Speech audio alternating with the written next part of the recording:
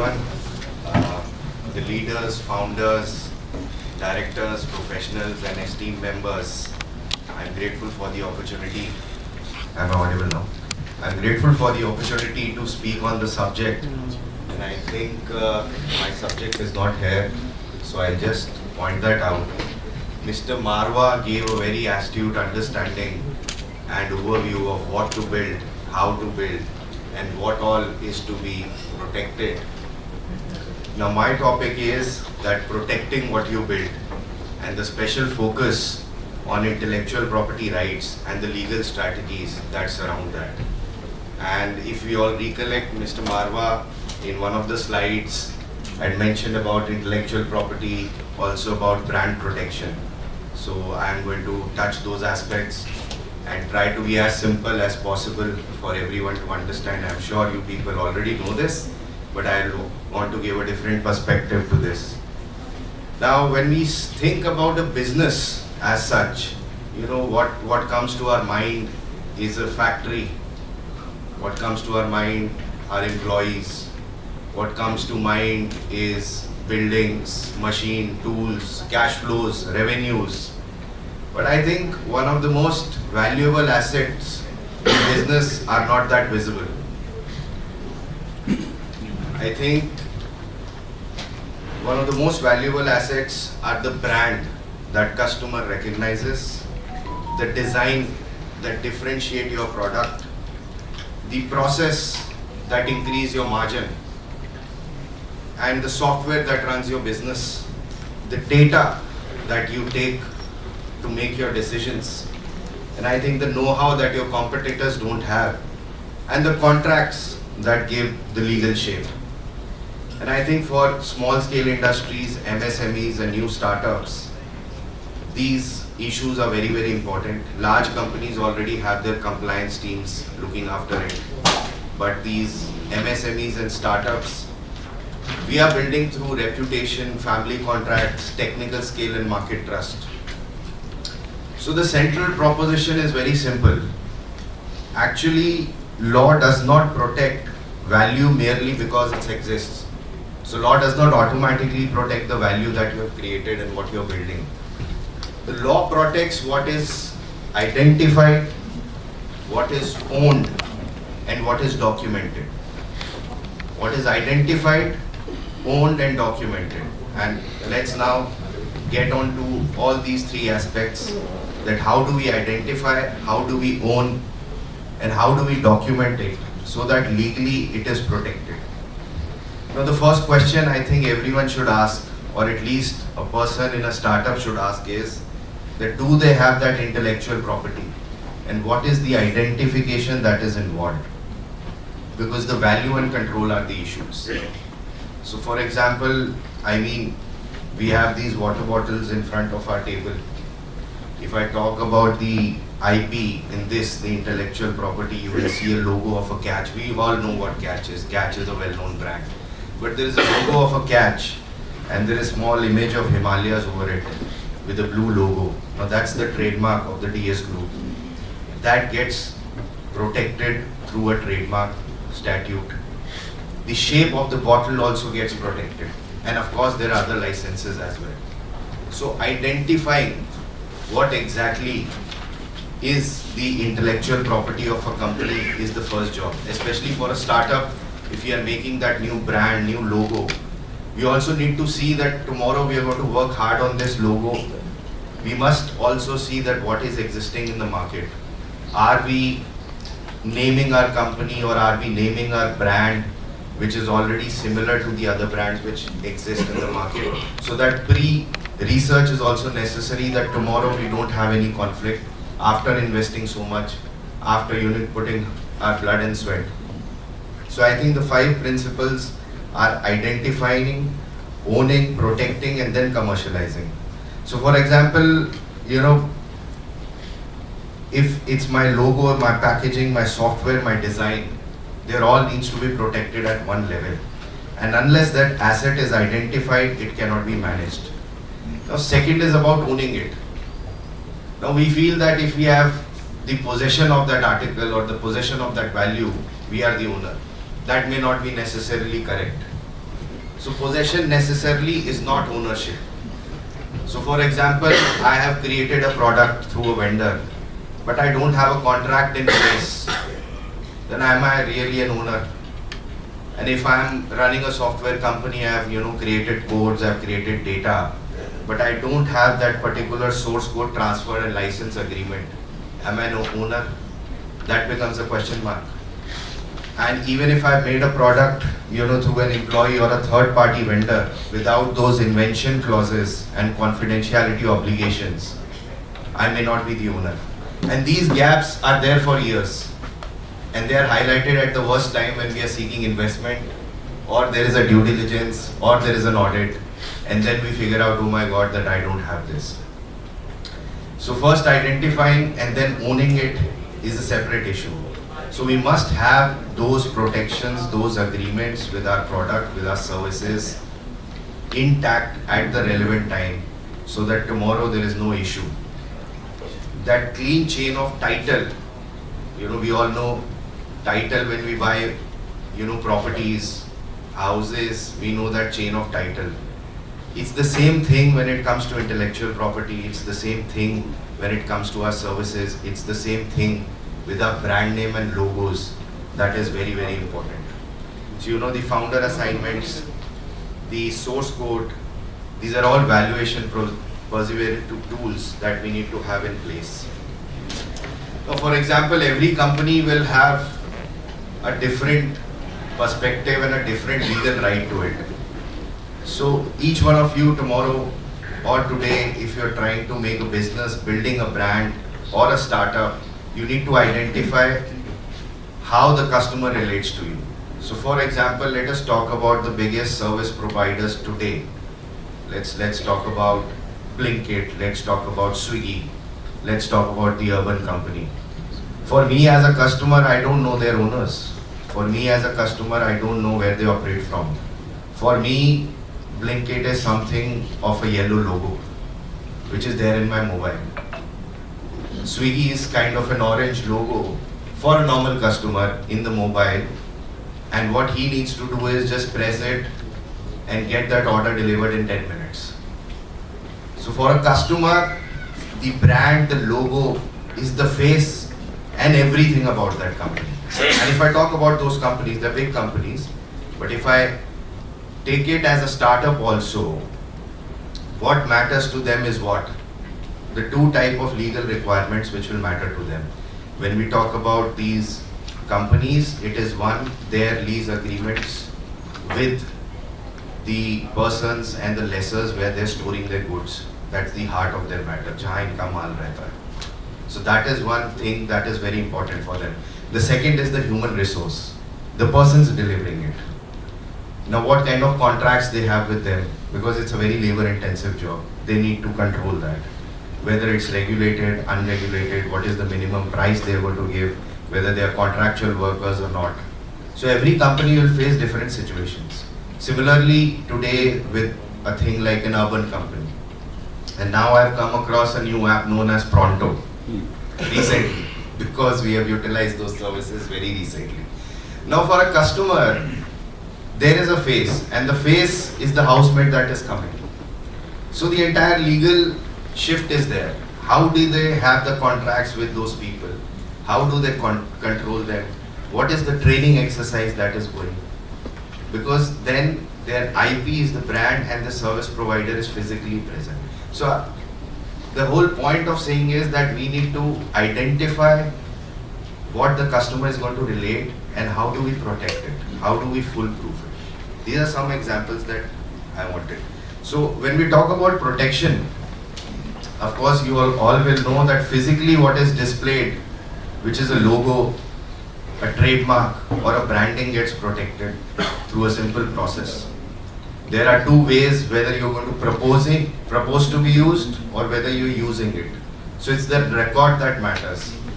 And of course when you come to the copyright, it is your designs, your training materials, your catalogs, and your written material which is also there to be protected through appropriate filings on the government issued registrar's offices which is there is available. Patents and designs also, you people know the machines that needs to come and the shape configuration patterns that are there that needs to be worked and then protected. Now trade secrets are something that we all talk about, but what exactly they are and how do we protect is something very, that's the gray area. But secrecy is something which is operational. And what one can do is, what an entrepreneur can do is restrict the control of that. And you can have the non-disclosure agreements in place. You can have those NDAs, you can maintain logs, you can have those checks and logs, you can have those softwares where all your secret information or the data logs are stored. And I think the fourth part is, when you have all these things in place, how do you commercialize it? And I think you commercialize it by having the proper documentation in place. And by documentation I mean is that by having proper contracts in place. So every founder agreement, employment agreement, consultant agreement, vendor agreement is something that will help you commercialize the issues and then come to actually market and sell what you wanted to. So for example, in India, a contract requires a very disciplined sort of drafting. You can have all clauses that you want, all tailor-made clauses, but they may not be enforceable at the end of the day. So a broad post-termination clause or a non-compete clause with an employee may not sustain the scrutiny of the court. But yes, a properly drafted confidentiality clause, non-solicitation clause, return of materials, invention disclosure, data security, all these are legitimate protections which are available and has to be drafted properly. So the object is not to frighten the other party, but the object is to make commercial expectations enforceable. And how do we enforce everything? Is by creating and having records. And I think Judge Sahab will agree, most injunctions in courts are won before the case is filed. And how is that so? Injunction is won in the record that already exists. It's that record that already exists. So for example, everything needs to be properly documented. Your invoices, your screenshots, your listing, your domain records. Because all these will show eventually that you have the proper evidence of a continuous use, of a continuous proprietary ownership, that you have been doing it for years and years. So equally, enforcement has to be proportionate, and intellectual property has to be treated with utmost importance. So for example, if I tell you people that there are around 45 categories of trademarks what our Indian law has given. Around 10 of them are for services and around 35 are for the products. So anything that you can think of, starting a business is there in the category for what you can file that trademark application for. And it is important, when I'm starting a new business, I do that research beforehand. I may be thinking that I've coined this mark and I've made this brand name, which is very unique, but that may exist. And if that exists, then how do I change it? How do I make it distinctive? How do I make it different from others? And then file for that ownership of that trademark becomes very, very important. People do it after, they are into the business for 2 years, 3 years, but we can do it from the very inception date, even when I have not started the business. So there is a category, if I want to secure my logo, I can file it by a caption knowing as proposed to be used.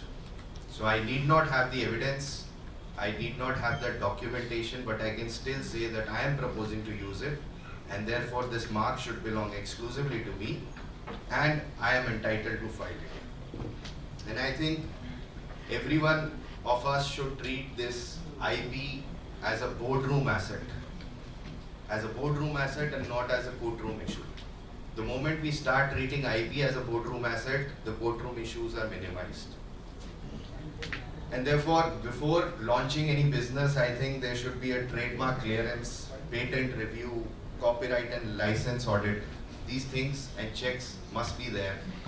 so that tomorrow I am investing so much and I am not taken by shock of what is happening and there is a dispute and I have to get stuck with that. So I think what we build creates value and what we protect creates that lasting enterprise.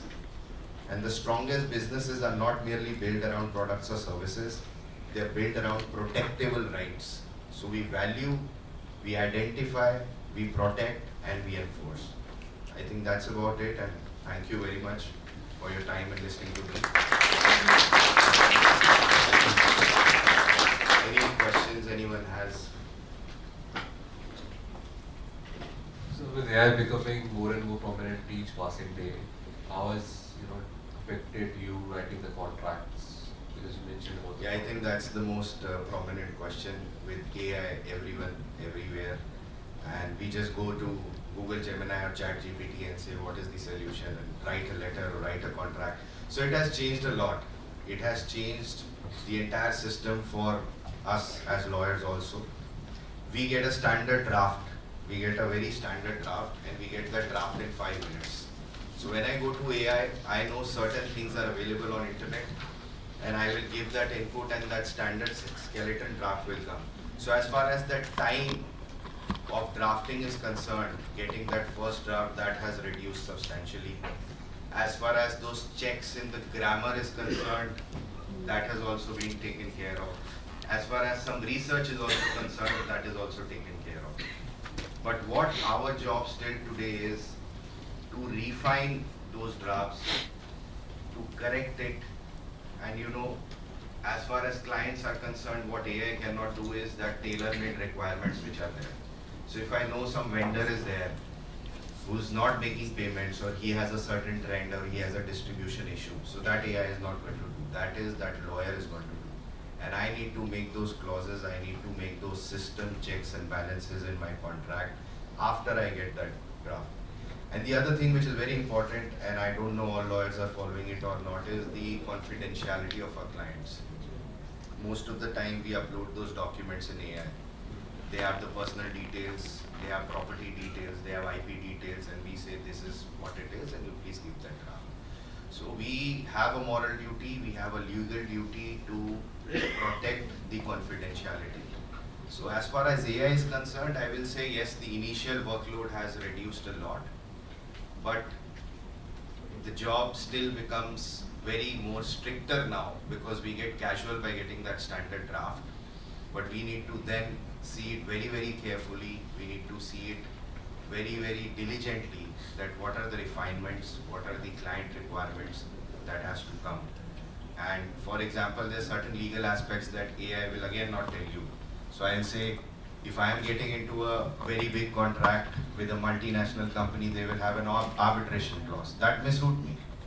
But if I am having with a local vendor or a private limited company, a startup or something, an arbitration clause will not suit me. I will have an exclusive jurisdiction of the local court. So these are the things the lawyers still need to see. But yes, AI has helped a lot, but that is not reducing the workload as far as refinement is concerned. Rajat sir, I have a question. Yes, please. Hi. I was listening to you, Rajat, very carefully, and Sir. you made things, law-related things, very simple. I tried. Because pleasant listening to you. Sir. I would like to know one thing. If a normal businessman, what are the skills he should be having if he's not from law background? Because things are very, complicated nowadays. So, what are the basic skills one should know? So sir, although it's a broad question, but I'll have to shape it in a way that depends on the nature of your business. Yeah. So for example, if I take a small shop who's selling certain articles, now that all depends on the exposure. If you have number of employees which are increasing, if you have one product which is giving you more profit and you have one vendor, if your risk exposure on that particular product is increasing, so common sense will say that I need to have proper documentation with my supplier. I need to have proper invoicing with my clients. Again, that depends from business to business. And when that happens, I need to channelize that exactly what I need to have in place. So for example, I started a business by selling small bottles. Eventually it has grown. I am getting that exposure. Then I must have that vendor agreement or a purchase order carefully drafted. So tomorrow there is any issue relating to payment, supply, delay, I have some check and some legal protection. Similarly, if I tomorrow am paying an employee a hefty salary or a good salary, now I need to have a contract in place. That again depends from business to business. So ultimately I need to see from where my profit is coming, from where I am delivering quality, and from where any dispute can occur. You know, so you need to have that foresight that tomorrow if I get stuck in this, then what is the thing that is going to save me? And you know, having these documentations also create a deterrent. You may not have a dispute tomorrow, but if you have a document with the supplier or with the other person, he will also think twice by defaulting.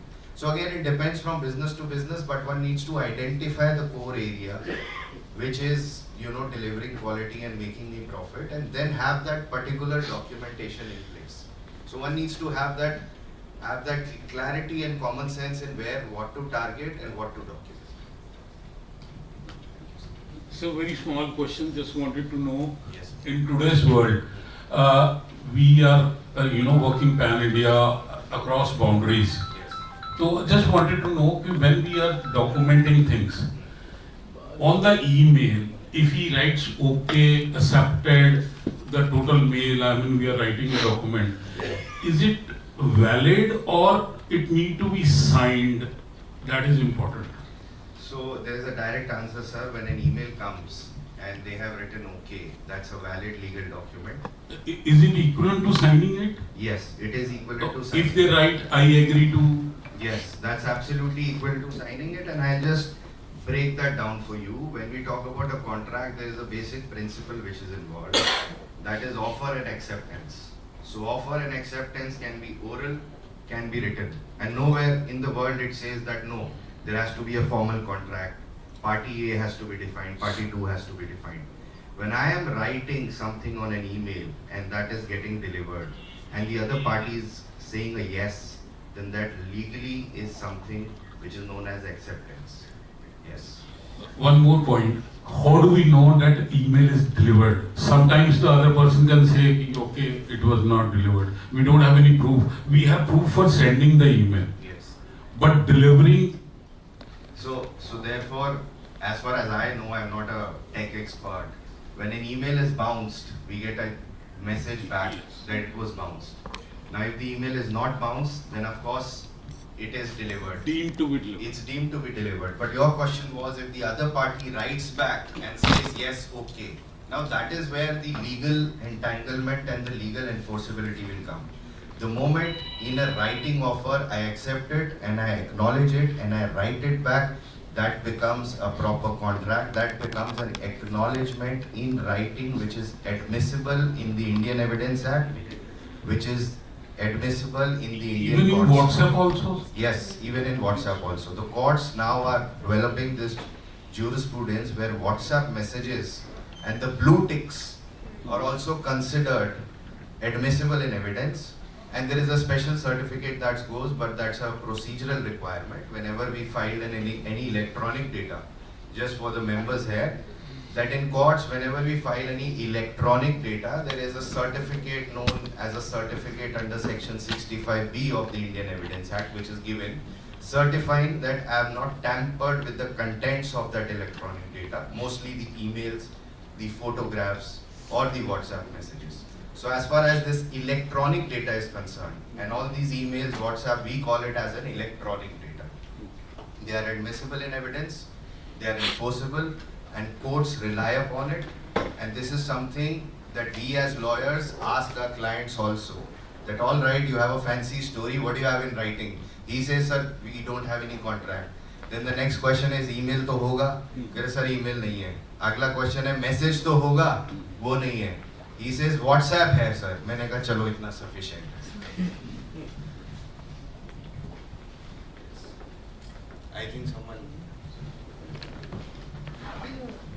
I think I won't need it. So first of all, thank you for your insight. As a IT company, I have a question. What all should we cover in our terms and conditions when we are sharing, we are selling the product to the customer? What all should be there in the agreement? And also, can you cover some insights on the compliance as well? So it depends exactly if you are an IT company, what are you selling? So you need to give me some details about that. It's a product. It's a product which helps people to connect and automate their leads, their business work. So it's a product that means software that you're Yes. using, Yes. and you're not selling it physically, right? No. And you're selling it online, right? Yeah. And what's the first point of contact with the client? So basically, we either contact them with reference or we find them on Google. Mike. Or either we find them on Google. Mm-hmm. So first is reference, then Google, or meetings like these when we identify that these are the potential customers, and then we have communication with them. We showcase our product and we give to them. That's how we connect. So I think you have some subscription. Yes, letters it's a along. monthly and we have a monthly package as well as a yearly package. Yeah, so as far as your terms and conditions are required, that must specify the exact details of the product you're giving, the timeline the customer is entitled to use it, the jurisdiction in case the dispute arises, the term sheet with respect to the payment of money, and the credit that you're giving. And of course, a limited liability clause, that this is what exactly you're giving. This is exactly what it is supposed to do. In case there is any discrepancy, that disclaimer needs to be there. And the certain rules that you need to follow under the IT Act, that again depends on the scale of your business and also what exactly you're delivering. But as far as the terms are concerned, I mean, if you have those purchase orders, you can have those terms on the back of your page, clearly defined. And especially when you have clients who you are dealing with regularly, I will advise that you need, you must have a clear chain of email communications with them, clearly specifying what exactly you're doing. And the moment any issue arises, the moment any dispute arises, that is the time you need to be more careful. That is the time whatever you write, whatever you say can be taken against you.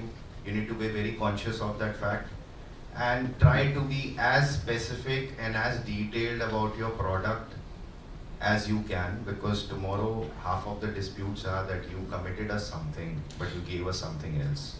So therefore, clarity in what you're giving and exactly documenting the terms of payment, return, and the infringement needs to be there, with of course a specific jurisdiction clause, because you as an IT company may also be giving services to someone in Bangalore, someone in Tamil Nadu, you may be stationed in New Delhi.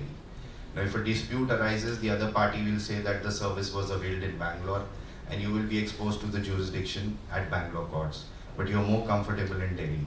So always have that express jurisdiction clause of the court in Delhi or somewhere that you are comfortable with, or where your headquarter is stationed. Also, for example, like if I want the client as well as us to have a trust between us, so what are some points regarding data? Because we have data points collected, basically all the leads from multiple channels, that could be WhatsApp, etc. So what are the terms that we can add to our agreement that establishes that trust between the customer and us as well? So maybe according to your business, you can have the confidentiality clause, the non-disclosure clause, and initially you should be very, very conscious of sharing the data because there are privacy laws. And you can, have those things in place when you have an introductory calls, not giving them the exact data, but giving an overview of what you're going to target, and then eventually showing some sample, because I'm sure you're not supposed to share that data unless and until you have complied with the privacy guidelines.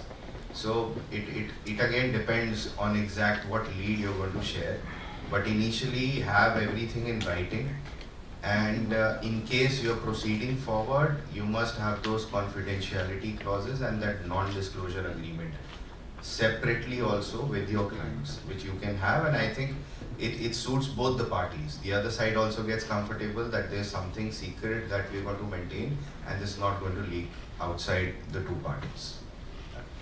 And one last question. What about compliance when, let's suppose, the person is trying to migrate from our tool to some other tool? So there's a process of migrating the data, the workflows, etc. So in that scenarios, what are some points that we can cover? Are we going to help them to migrate that data, or the other tool is going to facilitate it? Like, how should we craft that? So I think that's more of a commercial question. It will again depend on what exactly you're going to do.